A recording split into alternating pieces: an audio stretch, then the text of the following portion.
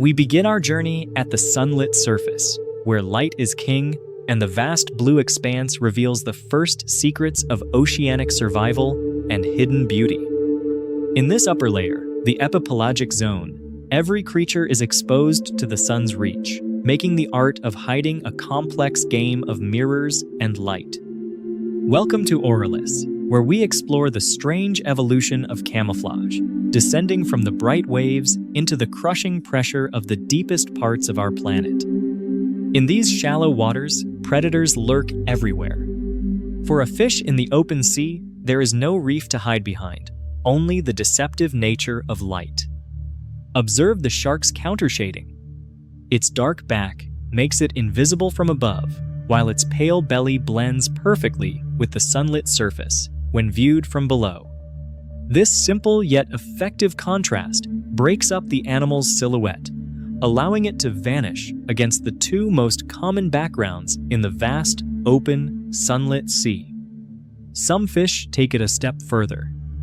Their scales are covered in microscopic crystals that act like silvered mirrors, reflecting the surrounding water to remain completely hidden. This is dynamic invisibility.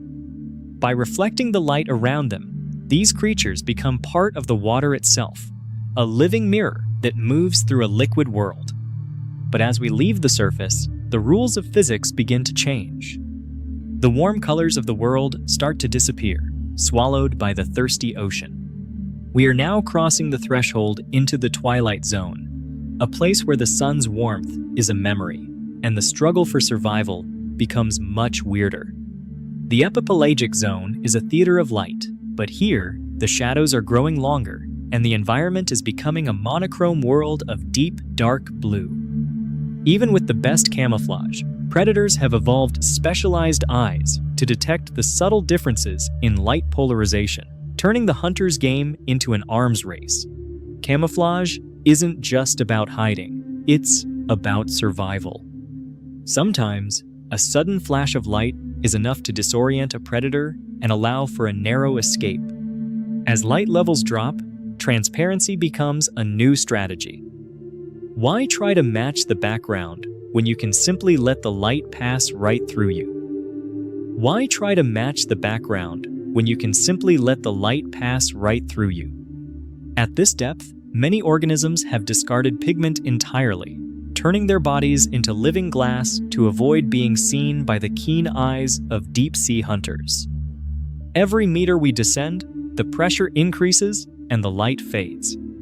We are leaving the world of mirrors and entering a realm where color becomes a weapon. In this transitional space, we witness the final stand of surface strategies before the deep ocean takes over and rewrites the laws of biological invisibility forever. Welcome to the mesopelagic, the twilight zone. Here, between 200 and 1,000 meters, the last remnants of sunlight struggle to reach the bottomless, cold dark. The glass octopus is a masterpiece of this realm. It is nearly invisible, a phantom of the deep that only betrays its presence through its golden eyes. In a world where light comes only from above, even a tiny shadow can be a death sentence. Evolution has sculpted these eyes to be as thin as possible. To be transparent is to be a void. In the twilight zone, being a void is the most effective way to exist without being noticed by hungry giants. But transparency has its limits. As we go deeper, the physics of light absorption begins to dictate the very color of life in the deep ocean. Water is a filter. It absorbs different wavelengths of light at different depths. Long, red wavelengths are the first to be snatched away by the sea. By the time we reach the twilight zone, red light is completely gone. To anything living here, red objects simply do not reflect any light at all. This creates a biological paradox. On the surface, red is the color of warning and blood. Down here, red is the ultimate color of invisibility.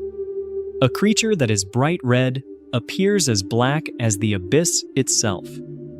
It is a perfect cloak of invisibility that costs almost nothing to maintain biologically. From tiny crustaceans to massive squid, the deep sea is painted in a shade of red that no one below can see, hiding in plain sight. Body shape is another weapon. Many fish here are as thin as a knife blade. When seen from above or below, they present almost no profile. By reducing their physical presence to a mere line, these animals minimize the shadow they cast, becoming a ghost in a world of dim blue light. But the hunters are smart. They have developed eyes that look only upwards, searching for the telltale shadows of anything swimming in the light above them. To counter this, the prey has developed its own light. This is bioluminescence, not used to see, but to hide the shape of their own bodies. This is counter-illumination. By glowing at the exact same intensity as the sky above, the hatchetfish erases its shadow and becomes invisible to predators below. It is a biological lightsaber, a sophisticated use of photons to hide a physical form in a world where shadows are the only way to hunt. We are now entering the bathypelagic zone, the midnight zone. Here, the sun is gone forever, and the rules of the surface no longer apply. In the total darkness of the midnight zone, animals must create their own reality. Camouflage here isn't about matching the sky. It's about mastering the void. Predators use light as a lure, but they also use it to hide. The dragonfish uses its own bioluminescence to signal friends while staying hidden from enemies. Each photophore is a tiny biological lamp controlled by the nervous system to flicker, dim, or glow with incredible precision in the freezing, dark depths. This is the largest habitat on Earth, a place where the struggle for survival has pushed evolution to the very edge of what is biologically possible.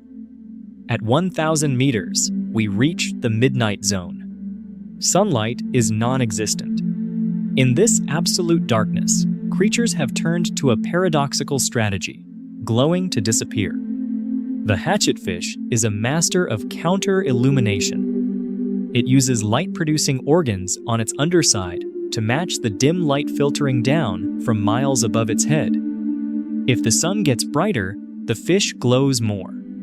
If a cloud passes over the surface far above, the fish dims its lights to maintain its invisibility. To a predator looking up, the fish doesn't exist. It has successfully erased its own shadow, becoming a ghost in a world where shadows are death sentences. But in the midnight zone, light is also a dangerous trap.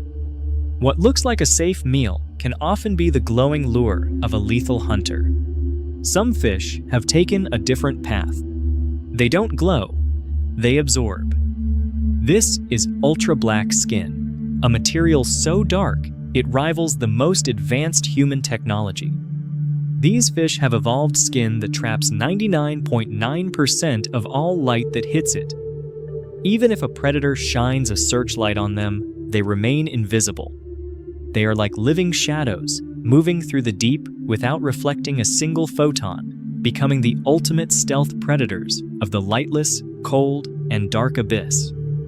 In this world, bioluminescence is the only language. It is used for mating, for luring prey, and, as we have seen, for the most sophisticated camouflage. The siphonophore is a living chain of light, a masterpiece of collective survival that uses its glow to mimic smaller, edible creatures and attract its dinner. Camouflage also involves decoys. Some shrimp release a bioluminescent vomit to blind their attackers, leaving behind a glowing ghost while they vanish into the dark. This falling debris, known as marine snow, provides a backdrop for many. Some creatures have evolved to look exactly like these falling flakes of biological waste. By mimicking the mundane, they become invisible to the hunters. In the deep, looking like a piece of trash is a highly successful survival strategy for many. Even in the midnight zone, some creatures retain the ability to change. This squid can flip a biological switch, alternating between being red and being invisible. Its eyes are designed to pick up the faintest signals, the tiniest flashes of light that might betray a hidden predator or a potential mate nearby. This is tactical camouflage at its finest. Using every tool available, color, light, and misdirection to survive another day in the most hostile environment on our planet. We are sinking deeper now, beyond the reach of any light, into a place where the weight of the ocean above is enough to crush bone. At these depths, the very concept of sight begins to fade. Some creatures here have eyes that have completely regressed, no longer needed in the void.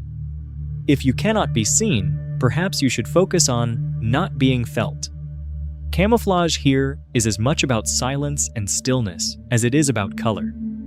The tripod fish is a master of patience. It waits for hours, perfectly still, its body blending into the currents until a meal literally swims into it. This is the frontier of life. In the epipelagic, every calorie is precious, and every mistake is fatal. Camouflage is the difference between life and death. In a world where no one sees, being white is just as good as being black. The rules of visual camouflage are finally beginning to break down completely. But even in the mud, the battle continues.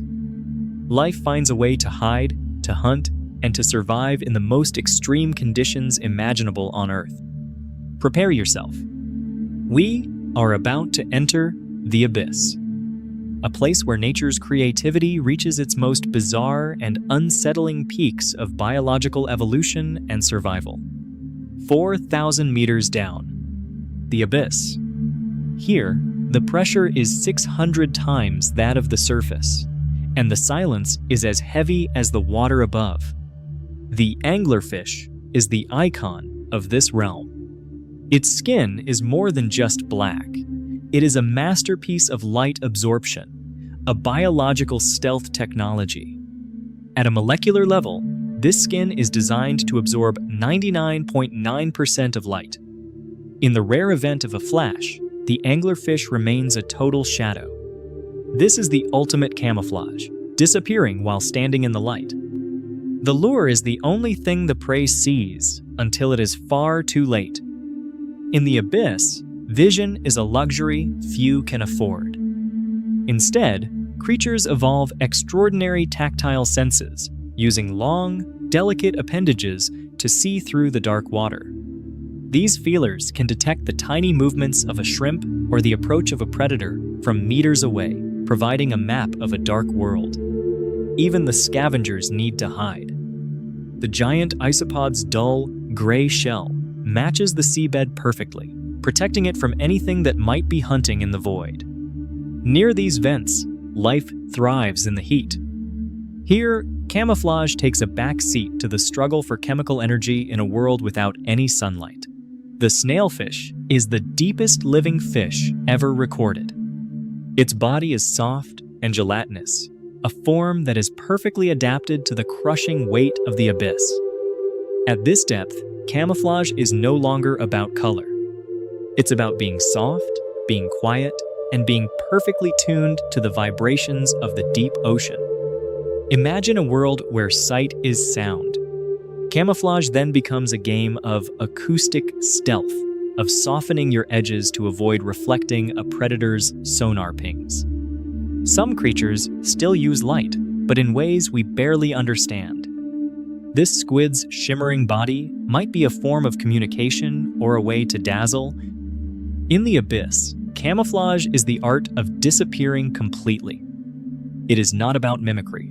It is about the total erasure of physical existence before an enemy.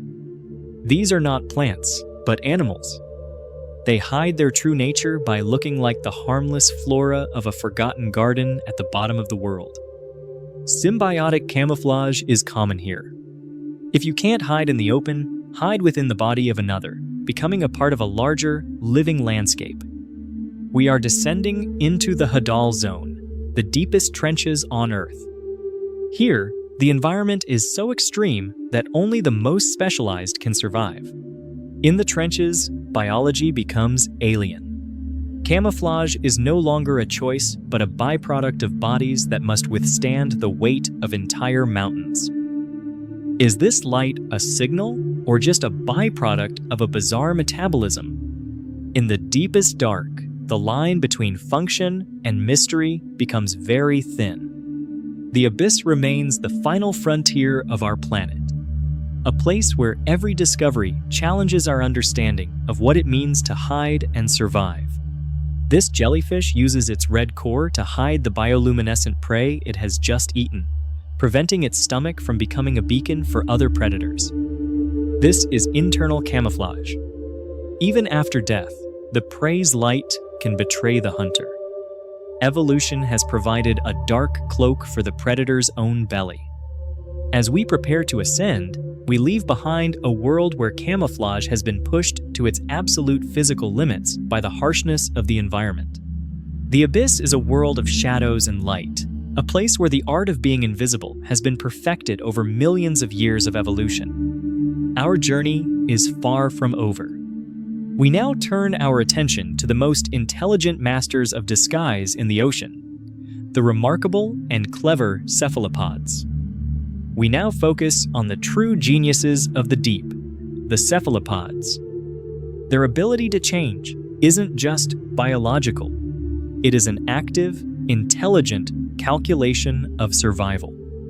Using specialized muscles, they can warp their skin to mimic coral, rock, or sand. This is 3D camouflage, a physical transformation that defies our human imagination.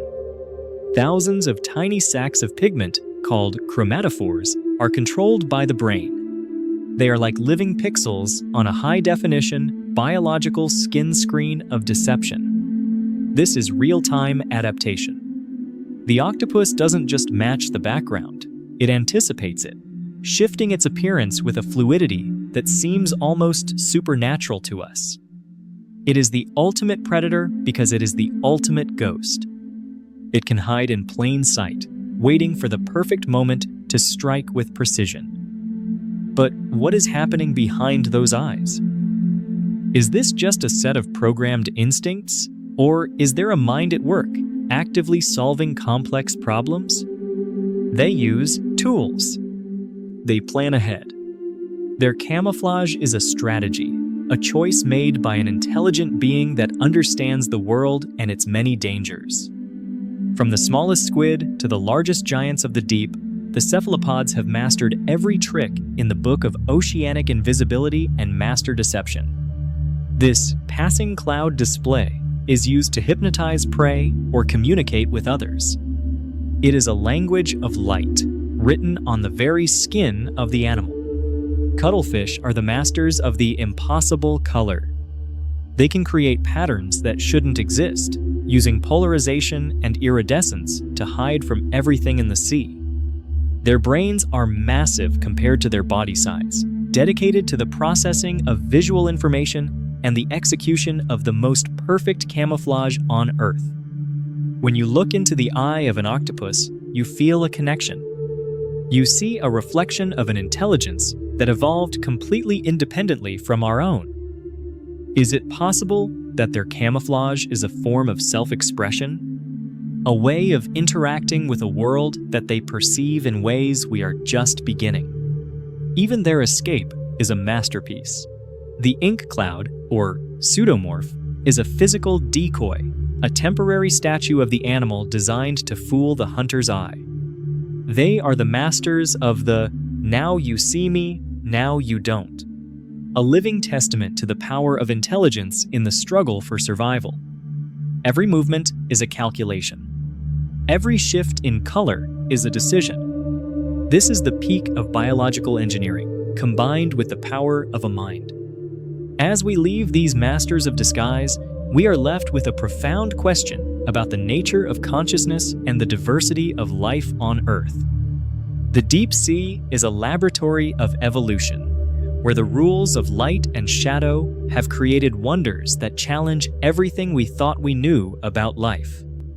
We return to the surface with a new perspective, having witnessed the incredible creativity of nature in the darkest and most pressurized corners of our world. Our journey into the abyss concludes here, at the edge of the world we know, looking back down at the mysteries we have only begun to uncover. Behind every frame of this journey is a team of dedicated people, driven by a passion for science and a love for the wonders of the deep. 14 humans worked for months to bring these images and stories to life, painstakingly documenting the incredible biology of the creatures you have just seen today. We believe that the beauty of our world deserves more than just an algorithm. It deserves the care, the patience, and the heart of human creators.